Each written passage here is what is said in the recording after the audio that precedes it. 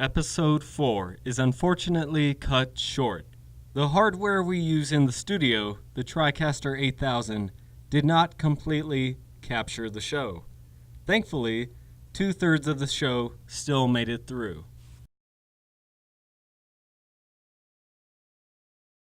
Our sincerest apologies to Mhyk from Cult of the Lost Cause. You had a lot of great input that was lost. We hope to have you on the show again at a later date.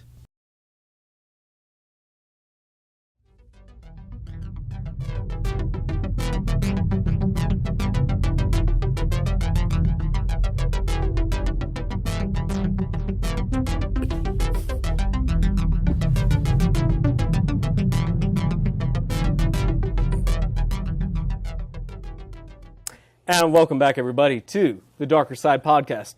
Yet again, we have been pushed into Studio A. Unfortunate, but we got comfier chairs, I guess. So that's the upside. I am your host, as always, Nicholas Dodge. You should get that camera tighter. With me, as always, is Hassel. Me, part of Ace Loretta Productions. Yes, yeah, like sir. that, Kevin, like that. Just like that. And Hassel, as always, if anything messes up, It's Kevin's it's fault. Kevin's fault. And Kevin's in back at the moment. He's a part of Novak Productions. Novak Productions. And then with us today, we actually have a very honored guest, Mhyk, guitarist from Cult of the Lost Cause. Exactly. Mhyk, how's it going? Yeah. Very well. Thanks for having me on. Oh, definitely. We wouldn't be anywhere without you. So, first off, let's talk about the show a little bit. Upcoming mainstream releases being released later this week. We're also going to be talking about upcoming shows. We also have Mhyk here because his band recently played their final show. And so we're here to talk about that, of course. We're going to touch on some upcoming paranormal investigations that we're going to be doing later next month, I believe. Mm-hmm. And just shoot. Just talk. Yep, Talk. just talk. That's what a podcast is, right? So, Mhyk, Yes. Cult of the Lost Cause. How long have you guys been around? Because I know it's been a while. Yeah, we've been on the scene for a minute. So the current version of Cult as a four-piece is 3 years old. The band had been on the scene for 4 years before that as just a trio. Awesome. Yeah, so we were, I think our very first show was at the Larimer. Yeah, at the Larimer in 2011. Okay. And then our last show was just last week at the High Dive. Yes, it was. Yeah. And actually, I was there. Yeah. And I can attest to the show and everything I'm about to say. It was packed. Now, I've never seen a show packed for the opener, the midway band, and the headliner all at once. You know, usually opener kind of doesn't get as much attention as they deserve sometimes. But this show, I talked to bunches of people, you know, just trying to get the podcast out and such. I had a lot of great conversations with people. And I would ask, like, who are you here for? Who are you here to see? And almost every person was like, everybody.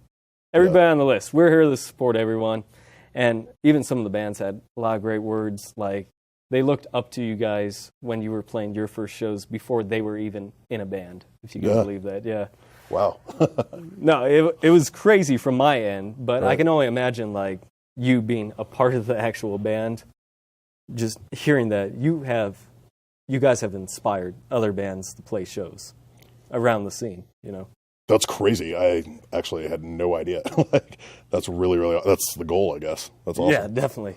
And it's sad, you know, it's sad to see another local act kind of not disappear, but, you know, go on, move on. So you want to give us, a couple words. How does that feel? What's it like? How was your last show? It's tough. Bittersweet only begins to touch it.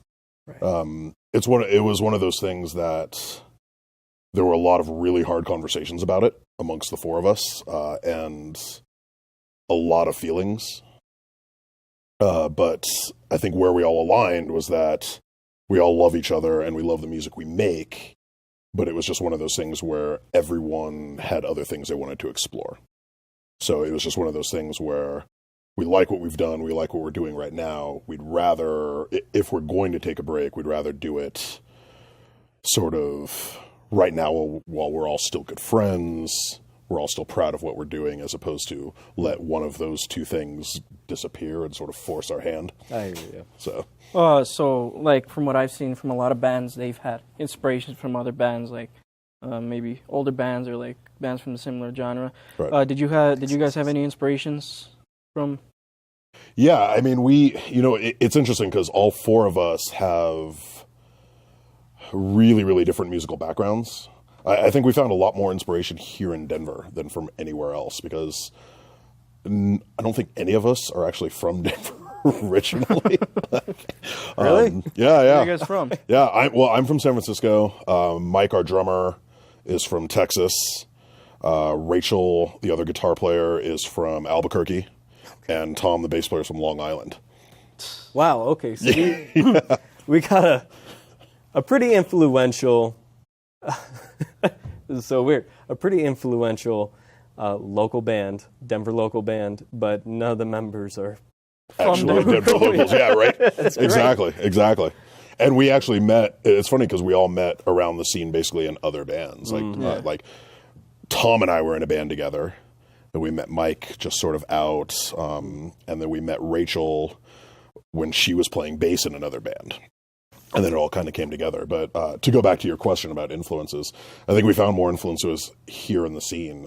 Just a lot of the people we met, like one of the bands that played that night was a band called Muscle Beach. And we knew all of them from the bands they were in before they formed Muscle Beach. Yeah. There's another band. I can't even I can't start listing it. I'm going to leave somebody we know out.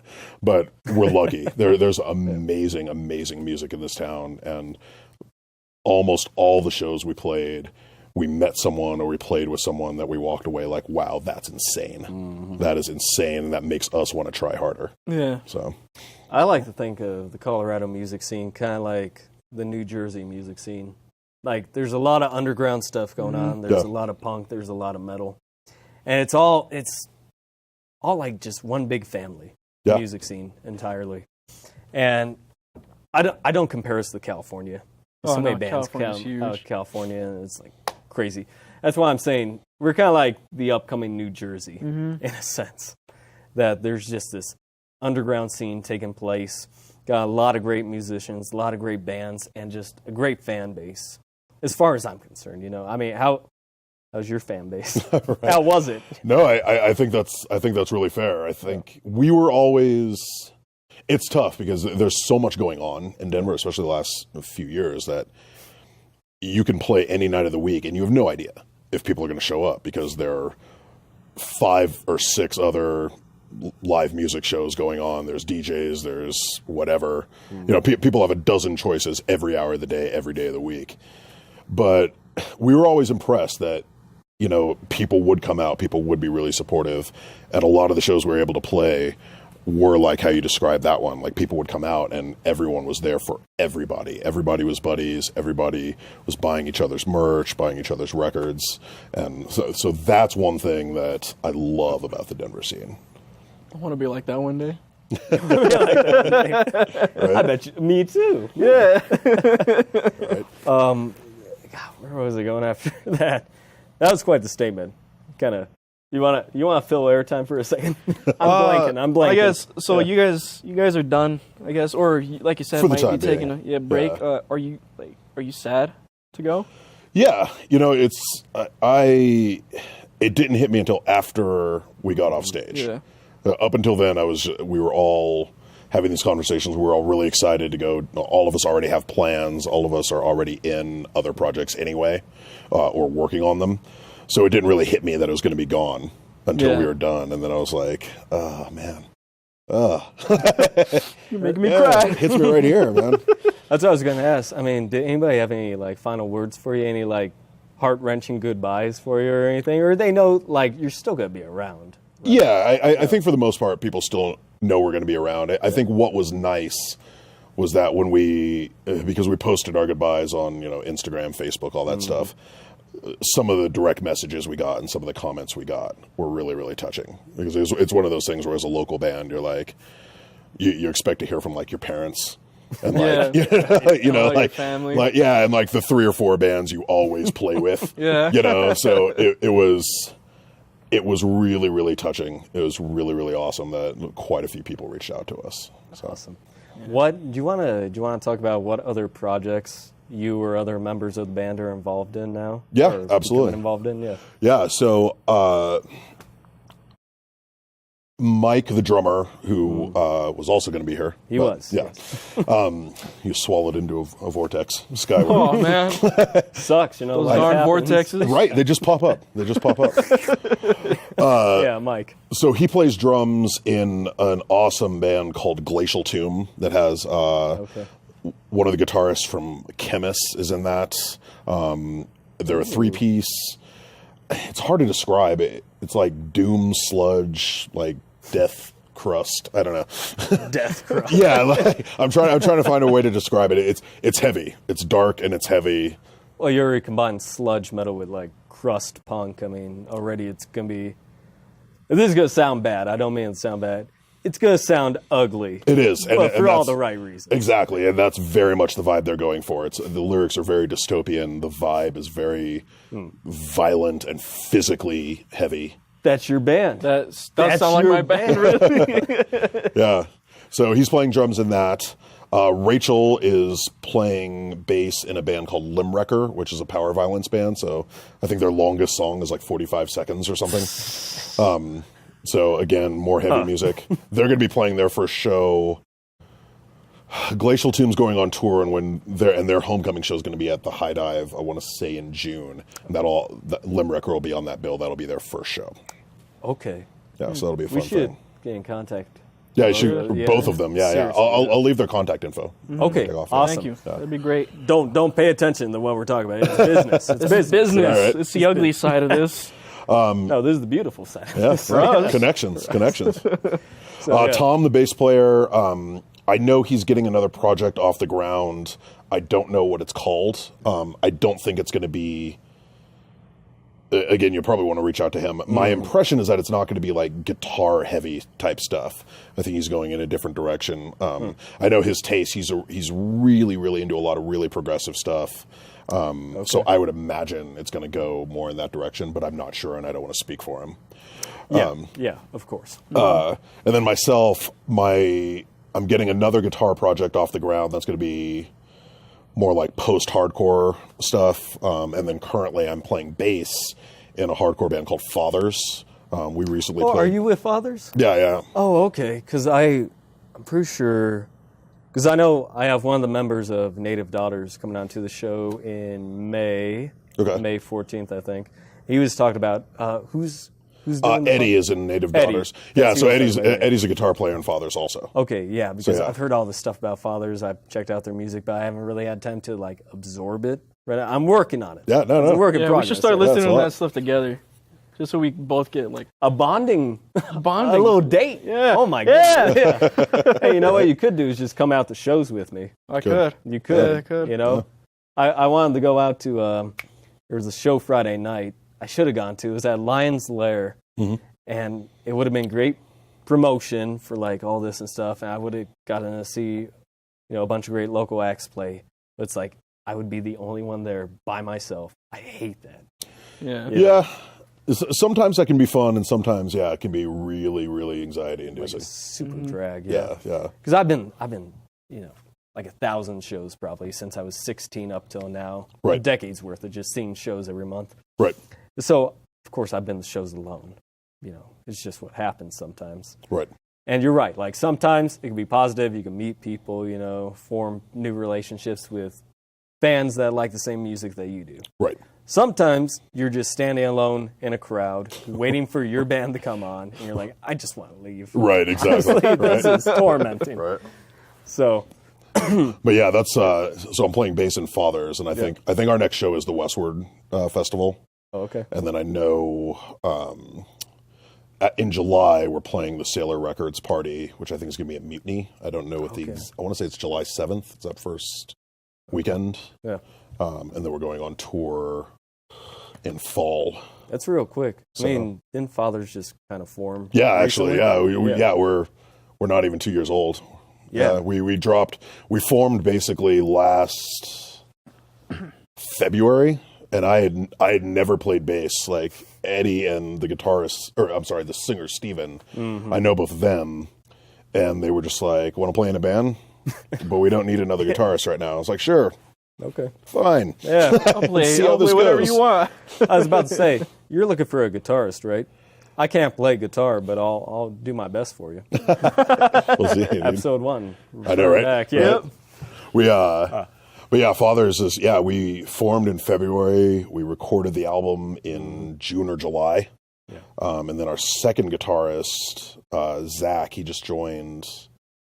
What is this? April? I want to say in like January, something like Okay. that. Yeah, really new then. Yeah, yeah, Yeah, you guys are moving fast. Yeah. Faster than a lot of bands do. yeah. And you got a fan base already to show for it. I mean, that's crazy. That's I would love to promising, have really. Eddie on the show in the future too. Yeah, definitely do. Yeah. Definitely do. Because it seemed like, from what I was being told, it was kind of his ordeal, his project, sort of. Yeah, he's writing most of the music, and I think one of the things that allows us to move so fast, at least from my perspective, is that Eddie and I have really, really similar backgrounds.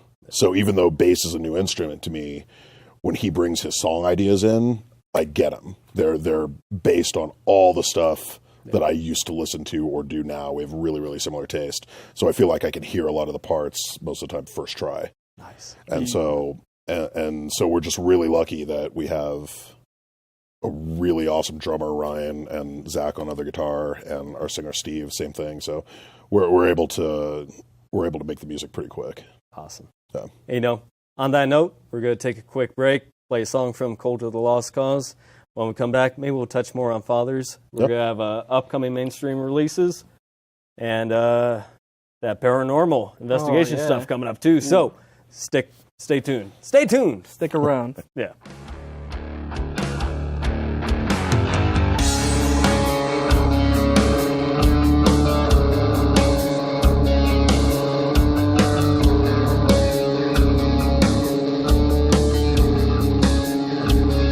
We're muted, right? We're muted, right?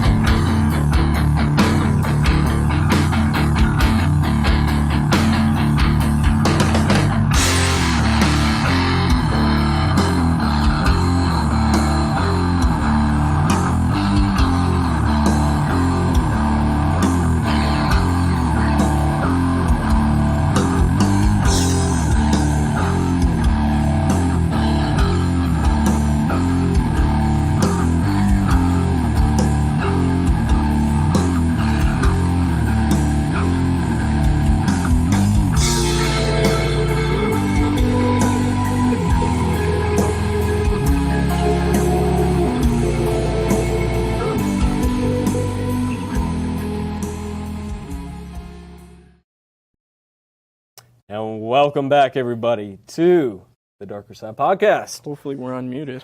Hopefully we're unmuted. Thanks, Kevin. I need a little graphic. Kevin. A little rainbow going over it. Yeah, it sucks because, like, since we're not in the other studio, we can't go like this anymore. Yeah, we had the point. We had the point He's over there. So, as always, Hassel's here. And then we still have Mhyk from Call the Lost Cause with us today. But before we get back to our very deep conversation, yes, it was, can we do some mainstream releases, Hassel? Yes, we had our mainstream releases, right? Yes, sir. Yep, that one. All right, so I have a question for you. Is this like all for one album? What other side? I was like, it's right here.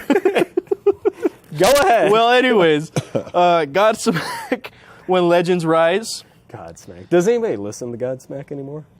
They're one of those bands that I feel like it's always surprising. Like, I bet they'd roll through and, like, all the people who normally hang out at, like, Herman's Hideaway would, like, beeline for Fiddler's Green to see them, you know? Because I feel like they're not quite Slayer or Metallica. Yeah. They're, like, just a level below or two, you know? Because they're not, like... They're like Load era Metallica. Yeah. Oh, that era Metallica? Yeah. Have you not heard them? Yes, I have. What else you got, baby? Ingested, the level above human. What? Ingested. Thank you. The level above human. Awesome. Cool. What else? God is an Astronaut, Epitaph. Nice. And Wolf King, Loyal to the Soil. Do you know who God is? Yeah, they're awesome. They are. They're amazing. Yeah, really, really good stuff. Everybody I talk to has no idea who the heck they are. Man, yeah, they're incredible. Instrumental, right? Yeah. I'm pretty sure. Yeah, they are. They are, yeah. I like me, my instrumental rock. You do. I've been showing this guy, like, This Will Destroy You, Ghost of Glaciers, the local band. Yeah, Ghost of Glaciers is ill. We You played it guys, a few times. you listen to a couple of your songs, also instrumental, right? From what I've heard of. Yeah, they are. Yeah, entirely. I for the Crosswell, I edited that, and I was listening to some of the stuff you guys were doing on there. It was pretty good. He finds a favorite band every week, I swear. Which is why we need to get you more involved in the music. Into this, Yeah. I'm just hiding under a rock right now. Yeah. Yeah. Yeah, that's true. So we were talking about fathers. Cult of the Lost is calling it quits. It's hard not to paint negative light on something that is actually somewhat positive. Right. You guys are moving on, creating new projects. I don't know what's stuck in my head that causes me to just keep saying, like, you quit. You're a bunch of quitters. That's not how it happened. Right. How about this? When was the decision made? Pretty recently. I think the conversations started maybe, I think in February, actually. Okay. Yeah, because we originally, we had a show booked in March, and then we had this show that was a few days ago in April. So we had started the conversations around the end of January, top of February, because we wanted to leave ourselves time to be gracious to the other bands who invited us to play if we weren't going to end up on those shows. And so the show that was going to be in March was with some good friends of ours, but just with everything going on and just things going on with life outside of those conversations as well, we ended up having to drop off that show anyway. Okay. But we were able to give them enough time that they were able to find a really good band to get on the bill anyway. Who'd they find? So that show is with Green Druid for their record release. Oh, nice. Yeah. Oh, that was the record release? Yeah, that was their record release, okay, and their record's awesome. Yeah. So they ended up, when we dropped off, they got Palehorse, Palerider to jump on the bill. Yeah, they're going to be on the show next week, actually. Yeah, they're awesome people. They are. Really, really great people. I've actually been working with them on a music video recently. Oh, nice. A couple of them, actually. And Mark, but nobody knows Mark who listens to this. If you listen to Dead Film Society, then you know who Mark is. Yeah, you listen to Dead Film Society. That's over, though. Yeah, it's done. But yeah, I've been working with them. A lot of great guys. Very excited to have them up next week. Nice. For sure, because Denver's just full of great music. Absolutely full. Cannot get it across enough, you know. Yeah, and I think, I know at least a couple of the people in Green Druid are also in other projects that are equally as good as well, so. For sure. Yeah, but I think, as far as one of those conversations, there were several conversations, like I said, because it's one of those things that we're all so close, we spent so much time together, and we're all really excited about what we do, So there were a lot of all four of us had a lot of different reactions, and we had to talk a lot about what would actually be best. And I think, to your comment earlier when we talk about people quitting, that always does sound negative because we want to think that like something went wrong. Countless people ask me like, oh, what kind of drama was there? Like, whose fault is this? And I was like, nah, dude, it was just like, we're a family, and families grow up, and people leave home and come back, and it's just, it's just that dynamic. Yeah. I mean, yeah, it doesn't always have to be because, some band drama occurs. Yeah. Right. I mean, sometimes it is, but it's like what they say, people tend to focus on the negatives more than the positives. Right. One positive thing that occurs will be remembered by 1 out of 10 people. A negative instance will be remembered by everyone. Well, 9 out of 10. Yeah. You know what? It's everyone. Yeah, okay, it's everyone. I'm sorry. My bad. I'm sorry also. So, how did you know it was going to be your last show? This one we did. You were sure. This one we did, yeah. Yeah, because that was part of the conversation was, is it a break? Is it done forever? And, we all aligned on it's an extended break. But in doing that, we're like, do we want to just sort of fade into the back, or what's that meme? Just disappear into the bushes. Oh, Homer? Yeah. Okay. Do we want to do that, or do we want to say goodbye? And we were like, no, we owe too much to this scene, right. To all the bands that have been so gracious to have us, especially the High Dive. They've been our home base since day one. Like, we're just like, yeah, let's have a party. Let's celebrate what we've done. And, we'll see everybody in a little while. And the High Dive is such a great venue. Oh, my God. Everything about that place is rad. All the people who work there are great. Yeah, I love that place. I brought some flyers in during your show, just for, good measures.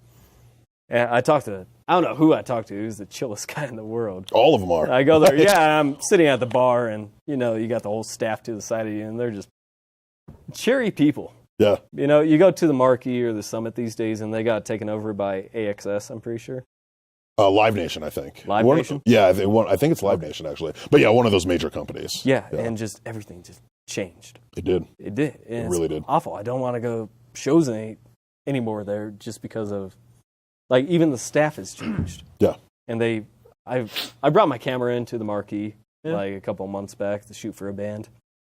And I went in, I shot, and I went out to take a smoke break, came back in, and the guy had to check my backpack again. Okay, fine, check it.